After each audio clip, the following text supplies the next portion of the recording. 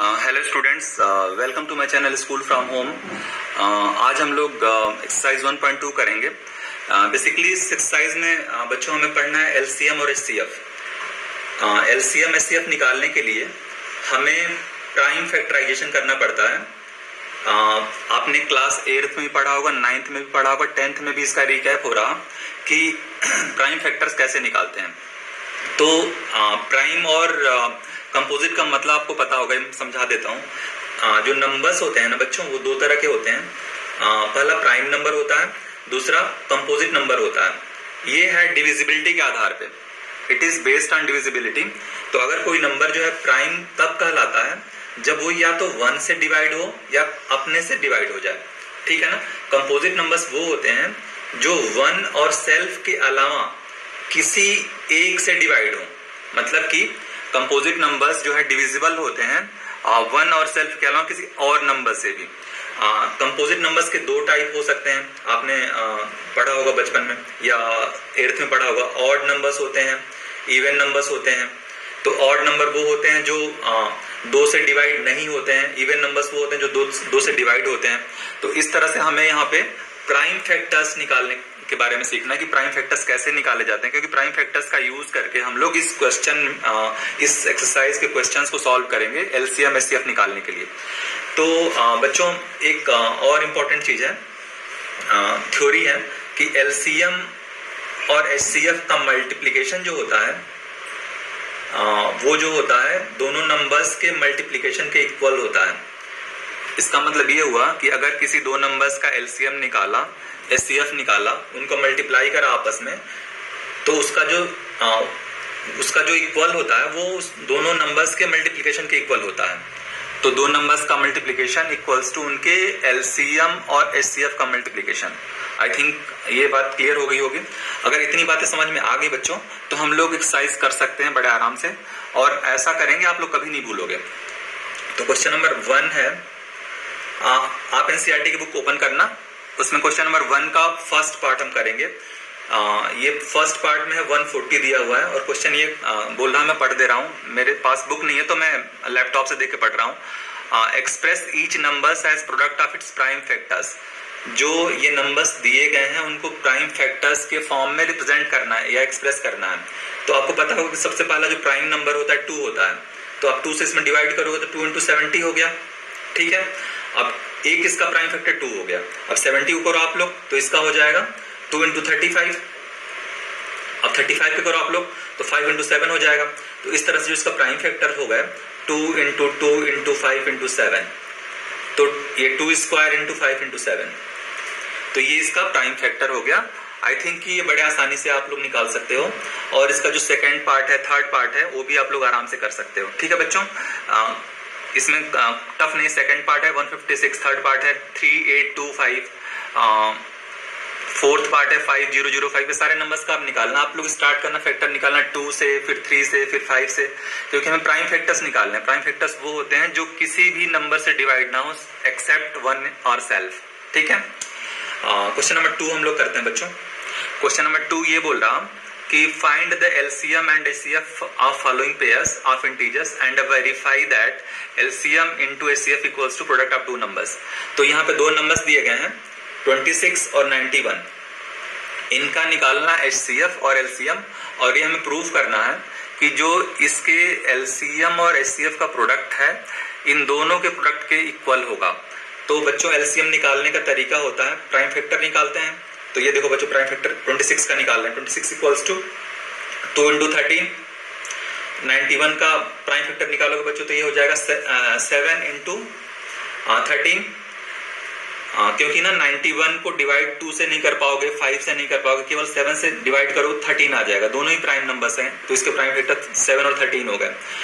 तो बच्चों एलसीएम क्या होता है, एचसीएफ क्या होता है, आपको पता होगा। एचसीएफ वो होता है जो इसके फैक्टर्स में कॉमन होता है। तो कॉमन इसमें 13 है, तो ये 13 इसका एचसीएफ हो गया।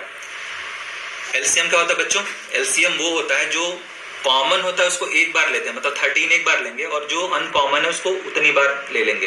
तो जो एलसीएम होगा वो 13 × 2 × 7।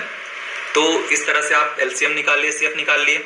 अब देखो जब आप मल्टीप्लाई करोगे बच्चों 13 इंटू 2 इंटू 7 का, तो ये हो जाएगा 181। ठीक है, तो आप करो एलसीएम इंटू एचसीएफ, 182 होगा बच्चों। ये एलसीएम इंटू एचसीएफ करोगे तो 182 इंटू 13 इक्वल्स टू 26 इंटू 9। ये इसको पहले सॉल्व करना 91, और ये इसको सॉल्व करना, दोनों इक्वल आ जाएंगे। तो आप ये कह सकते हो कि दोनों नंबर्स का जो प्रोडक्ट है एलसीएम और एचसीएफ के प्रोडक्ट के बराबर हो गया। ठीक है बच्चों, इसके अगला क्वेश्चन है 510 एंड 92, ये आराम से निकाल लोगे। अब लोग हम करेंगे क्वेश्चन नंबर 3। क्वेश्चन नंबर 3 है बच्चों, फाइंड एलसीएम एंड एचसीएफ। ये भी आसानी से निकाल लेना आप लोग। इसका पहला पार्ट मैं कर देता हूं। बेसिकली इसमें पहला पार्ट है 12, 15 और 21। तो इसका नॉर्मल फैक्टर निकालो 12 का, 15 का, 21 का। ये हो गया 2 इंटू 2 इंटू 3, ये हो गया 3 इंटू 5, ये हो गया 3 इंटू 7। तो जो कॉमन फैक्टर्स हैं इसमें ये 3 है। ठीक है, तो ये एचसीएफ हो गया, और इसके अलावा एलसीएम आप लोग निकाल लेना। जो कॉमन है और उसको एक बार लेना है, जो अनकॉमन है उसको उतनी बार उतार देना है। तो आप लोग निकालोगे तो इसका आंसर आ जाएगा 420, 420 इसका आंसर आ जाएगा। ठीक है बच्चों, बड़े आसानी से आप लोग निकाल सकते हो एलसीएम एचसीएफ। फैक्टर निकालना है, जो कॉमन होते हैं उनको एक बार लेते हैं, वो एचसीएफ होता है। जो अनकॉमन होते हैं उनको उतनी बार ले लेते हैं, और एक कॉमन एक बार लेते हैं, तो एलसीएम वो हो जाता है। नेक्स्ट क्वेश्चन नंबर 4 करते हैं हम लोग। इसमें सिंपल सा क्वेश्चन है कि एचसीएफ जो है दिया हुआ है और एलसीएम निकालना है दो नंबर्स का। तो हमें नंबर्स दिए हैं, क्वेश्चन नंबर 4 में हमें क्या दिया है, नंबर्स दिया है, n1 दिया है, n2 दिया है। हमें क्या दिया है अगला, हमें एचसीएफ दे रखा है। तो एलसीएम निकालने का सिंपल सा तरीका होता है बच्चों, एलसीएम इक्वल्स टू दोनों नंबर का प्रोडक्ट अपॉन एचसीएफ। आप लोग सॉल्व करना, आप लोग को मल्टीप्लीकेशन आता होगा। मल्टीप्लाई करना दोनों नंबर्स का और एचसीएफ से डिवाइड करना, एलसीएम आ जाएगा। Very simple question. Question number 5 theory है कि 6 टू द पावर n जो होता है, ये कह रहा है 6 टू द पावर n के एंड में कभी 0 नहीं आएगा। तो इसको प्रूव करने के लिए आप लोग क्या करोगे, 6 को दो पार्ट्स में ब्रेक करोगे, 2 इंटू 3 हो गया। इसका पावर n करोगे तो इसके प्रोडक्ट में कभी भी 0 नहीं आ सकता।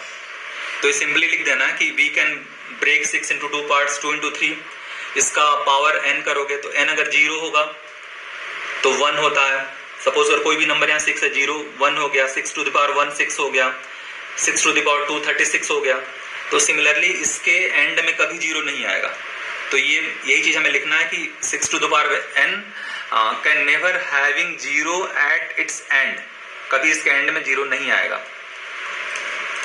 क्वेश्चन नंबर 6, क्वेश्चन नंबर 6 भी आसान है, आप लोग ट्राई करना। प्राइम और कंपोजिट नंबर्स नहीं होंगे ये, तो आप लोग इसको करोगे तो हो जाएगा। प्राइम नंबर्स मैंने बताया था, यहाँ पे प्राइम नंबर्स वो नंबर्स होते हैं जो 1 से कटे या सेल्फ से कटे। कंपोजिट वो होते हैं जो 1 और सेल्फ के अलावा किसी से भी कट जाए। तो आप लोग ये आसानी से कर सकते हो। क्वेश्चन नंबर 7 जो है बच्चों, ये बहुत ही अच्छा क्वेश्चन है इस चैप्टर का। ये किसी भी एग्जाम में आ सकता है, आपके बोर्ड में भी आ सकता है।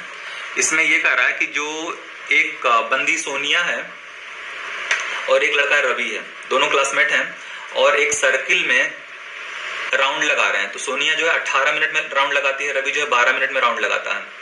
ठीक है, तो कितने मिनट के बाद दोनों फिर से सेम पोजीशन पे क्रॉस करेंगे। ठीक है बच्चों, तो सपोज करो रवि चलना शुरू किया, सोनिया ने चलना शुरू किया, एक साथ चलना शुरू किए, तो कितने मिनट बाद निकालने के लिए हम लोग लीस्ट कॉमन मल्टीपल निकालते हैं, एलसीएम निकालते हैं। क्योंकि एलसीएम जो होता है वो ऐसा नंबर होता है जो इन दोनों से डिवाइड हो जाता है। तो जहां ये दोनों नंबर्स डिवाइड हो जाएंगे वहीं पे वो दोनों मिलेंगे। ठीक है बच्चों, तो 18 और 12 का आप एलसीएम निकालोगे तो इसका हो जाएगा 2 इंटू 9, 3 इंटू 3। इसका हो जाएगा 2 इंटू 3। तो इसका एलसीएम क्या होगा बच्चों, ये कॉमन है, ये कॉमन है, तो इसको एक एक बार लोगे आप लोग 2 इंटू 3, और फिर ये दोनों अनकॉमन है तो इसको पूरा ले लोगे 2 इंटू 3। तो ये हो जाएगा 2 इंटू 3 6 और 2 इंटू 3 6, 36 हो गया बच्चों। तो 36 मिनट के बाद रवि और सोनिया दोबारा उस सर्कुलर ट्रैक पे मिलेंगे। आई होप कि ये क्वेश्चन समझ में आया हो, क्योंकि ये क्वेश्चन इस चैप्टर की जान है। तो आप लोग इसको समझना ध्यान से और सोचना और फिर करना। 36 मिनट्स के बाद रवि और सोनिया उस ट्रैक पे दोबारा मिलेंगे। This is the answer. तो मुझे उम्मीद है कि आपको वीडियो अच्छा लगा होगा और आप लोग इसको एंजॉय करोगे, आप कभी भूलोगे नहीं। Thanks for watching this video. Like, share and subscribe.